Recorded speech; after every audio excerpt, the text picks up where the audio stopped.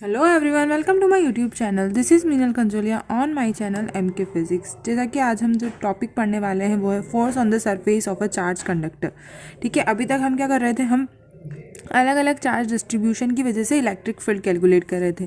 ठीक है, बट आज हम क्या पढ़ेंगे, आज हम कैलकुलेट करेंगे force on the surface of a charge conductor. मतलब कोई एक चार्ज कंडक्टर है, सबसे पहले जैसे ही कंडक्टर आया तो आपके दिमाग में क्या, सबसे फर्स्ट जो इम्पोर्टेंट बात क्या आनी चाहिए आपके माइंड में, कंडक्टर आते ही कि चार्ज कहाँ पर है, सिर्फ चार्ज। सपोज ये कोई एक कंडक्टर है, चार्ज कहाँ पर है, चार्ज ओनली सरफेस पर है। कंडक्टर की यही एक स्पेशल क्वालिटी है कि इसमें क्या होता है, चार्ज ओनली सरफेस पर होता है।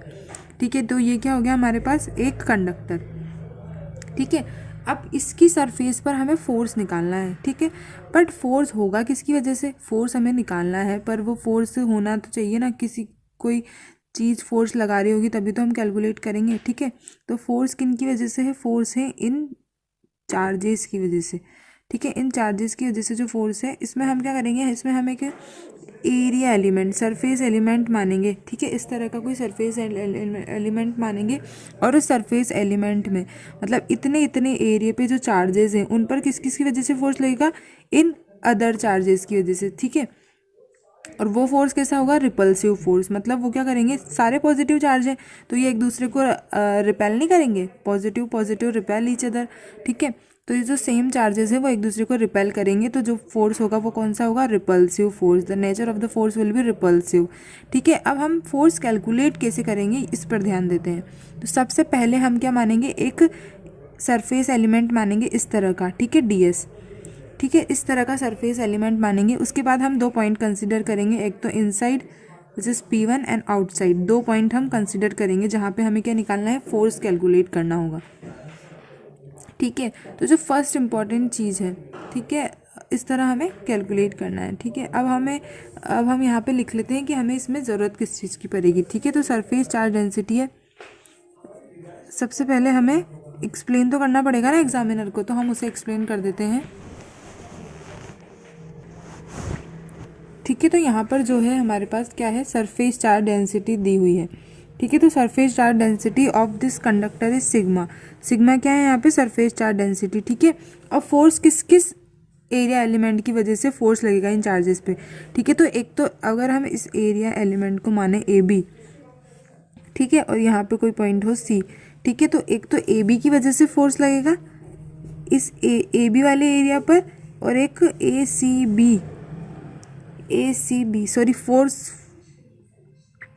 अगर हम इलेक्ट्रोस्टैटिक में बात करें तो हम कैसे कैलकुलेट करते हैं, force will be is equals to QE। तो सबसे जो पहली चीज़ है, हमें क्या कैलकुलेट करनी पड़ेगी, इलेक्ट्रिक फील्ड कैलकुलेट करनी पड़ेगी। फोर्स किन की वजह से, ये तो हम आप समझ ही चुके हैं कि हम चार्जेस हैं, यहाँ पर पॉजिटिव चार्जेस हैं या नेगेटिव भी होंगे, तो उनकी वजह से रिपल्सिव फोर्स होगा। Nature of the force will B repulsive. And electric field होगी किन दो एलिमेंट्स की वजह से, एक तो इस AB एलिमेंट की वजह से और एक ACB एलिमेंट की वजह से। अब इसे हम कैलकुलेट कैसे करेंगे। ठीक है, तो सबसे पहले हम जानते हैं E outside the conductor. Electric field की जो वैल्यू होती है आउटसाइड द कंडक्टर, वो क्या होती है, electric field outside the conductor is at point P1, sorry electric at point P2।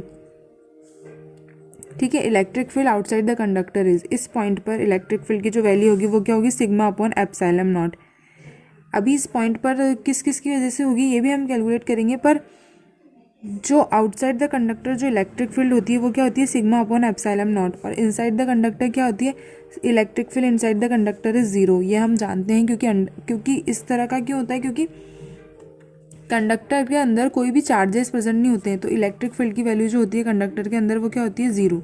ठीक है, टोटल इलेक्ट्रिक फील्ड की वैल्यू जो होती है वो जीरो होती है इनसाइड द कंडक्टर, और आउटसाइड क्या होती है, सिग्मा अपॉन एप्सिलॉन नॉट। ठीक है, अब हम देखते हैं कि इन दोनों पॉइंट पर किस किस एलिमेंट की वजह से इलेक्ट्रिक फील्ड हो रही है। तो एक तो AB एलिमेंट की वजह से इलेक्ट्रिक फील्ड होगी इस पॉइंट पर, जो किस डायरेक्शन में होगी, इस डायरेक्शन में, और एक इस ACB एलिमेंट की वजह से होगी, वो किस डायरेक्शन में होगी, इस डायरेक्शन में।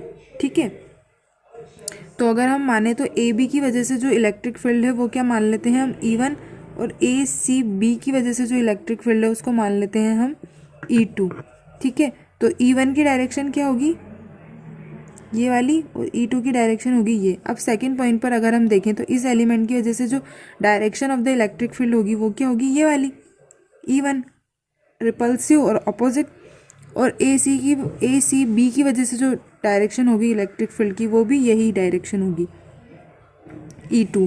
ठीक है, तो P1 पॉइंट पर क्या है, E1 और E2 अपोजिट डायरेक्शन में है और P2 पॉइंट पर सेम डायरेक्शन में है। ठीक है, यही कॉन्सेप्ट हम अभी आगे यूज़ करने वाले हैं, इसीलिए आप इसे ध्यान से समझ लीजिए कि P1 पॉइंट पर जो इलेक्ट्रिक फील्ड है वो इक्वल एंड अपोजिट है।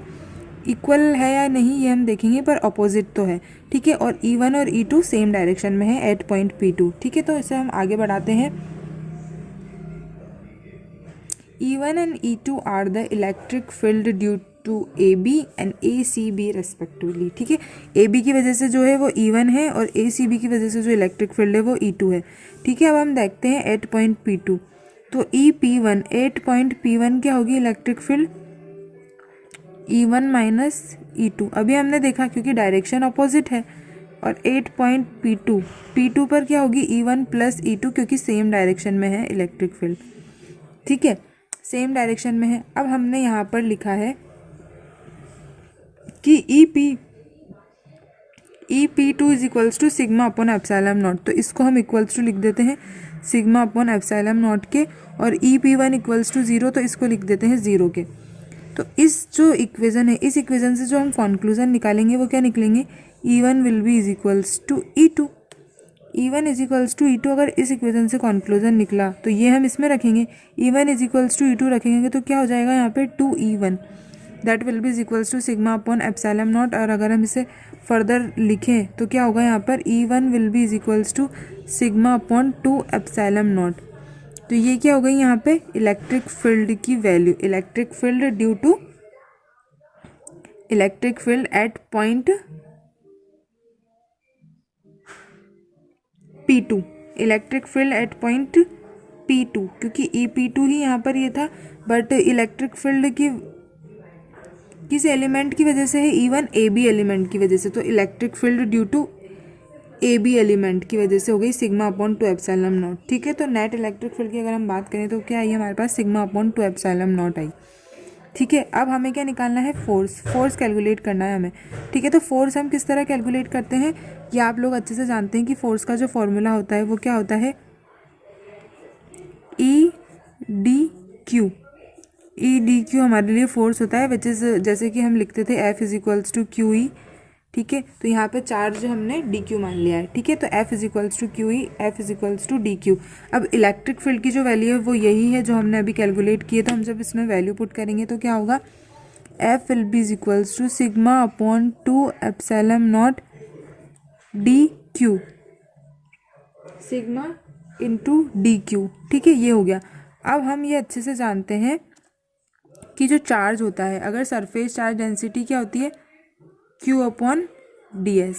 ठीक है, तो हम ये भी जानते हैं कि Q जो DQ होगा वो क्या होगा, सिग्मा DS। तो जब हम ये वैल्यू पुट करेंगे इस इक्वेशन में तो हमारे पास क्या आएगा, F will be is equals to sigma square upon 2 epsilon naught DS।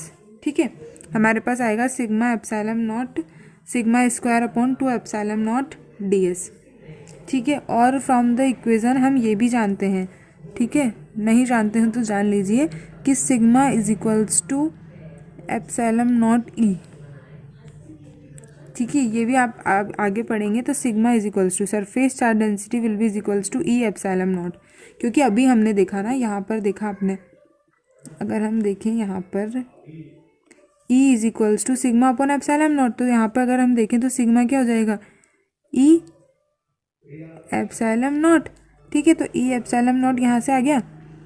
तो इन की वैल्यू जब हम पुट करेंगे तो हमारे पास क्या होगा, sigma is equals to epsilon naught का whole square E square upon 2 epsilon naught DS।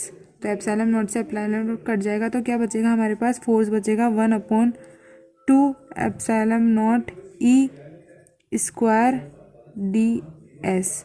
Surface area क्या है, सरफेस एरिया क्या है यहाँ पे वो हम देखते हैं। ठीक है, तो ये क्या आ गया हमारे पास, फोर्स आ गया। अब अगर हम देखें force per unit area, force per unit area हम अगर हम निकालें तो फोर्स पर यूनिट एरिया क्या होता है, प्रेशर। प्रेशर का जो फॉर्मूला होता है वो क्या होता है, फोर्स अपॉन एरिया। तो प्रेशर अगर हम यहाँ पर देखें तो क्या होगा, 1/2 एप्सिलॉन नॉट ई स्क्वायर, क्योंकि पर यूनिट एरिया का मतलब इसको अपन क्या किससे डिवाइड करेंगे, डीएस से, तो डीएस से डीएस कैंसिल हो जाएगा। ठीक है, तो हमारे पास जो प्रेशर आएगा वो आएगा 1/4 pi epsilon not. This is the electrostatic pressure, electrostatic pressure. अब हमारा सिर्फ एक लास्ट टॉपिक बच रहा है, वो हम नेक्स्ट वीडियो में देखेंगे। Please like, share and subscribe my channel.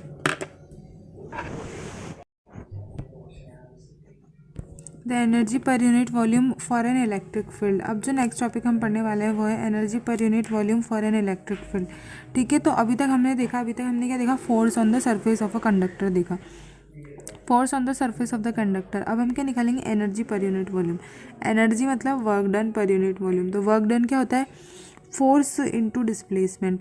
ठीक है, तो सपोज अगर अभी हम यहाँ पर एक कोई शेल कंसिडर करते हैं, ठीक है, सपोज ये कोई एक शेल है, ठीक है, तो अगर हम इस शेल पर इन चार्जेस के बीच में फोर्स लग रहा है, ठीक है, अब हम कोई एक्सटर्नल चार्ज अगर इस सरफेस पर ऐड करें या हटाएं, तब क्या होगा, तब तो वर्क होगा, हमसे कुछ ना कुछ वर्क होगा, क्योंकि फोर्स के फील्ड में अगर हम आएंगे तो हमें उस चार्ज को लाने और ले जाने में जो वर्क होगा, ठीक है, उसी को हमने क्या बोला है, एनर्जी। वो क्या हो जाएगी, एनर्जी की फॉर्म में स्टोर हो जाएगी।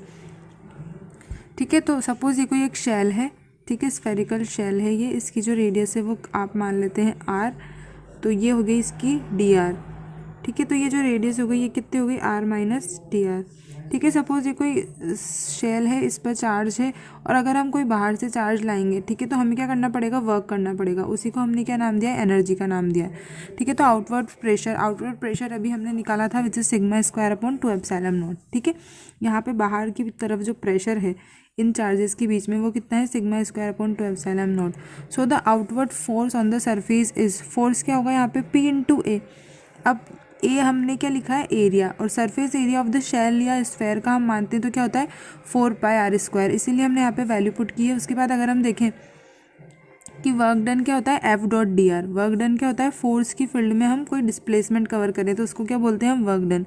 तो वर्क डन क्या होगा, sigma square upon 2 epsilon naught 4 pi r square d r. अब हम जब इन वॉल्यूम जो होता है हमारा, चेंज इन वॉल्यूम होता है 4 pi r square d r, मतलब surface area into d r. तो वर्क डन क्या होगा यहाँ पे, sigma square upon 2 epsilon naught 4 pi r square d r की जगह हम क्या रख देंगे, डी वी। ठीक है, तो डी वी अगर अपन यहाँ नीचे लाएंगे तो work done per unit volume, work done per unit volume, जैसे हमने देखा एनर्जी पर यूनिट वॉल्यूम, तो work done per unit volume क्या होगा हमारे पास, 1/2 एप्सिलॉन नॉट ई स्क्वायर। ठीक है, तो ये क्या हो गया हमारा एनर्जी पर यूनिट वॉल्यूम, जो हमने फॉर्मूला डिराइव कर लिया। Thank you. यहाँ पे आपका चैप्टर ख़त्म हो चुका है।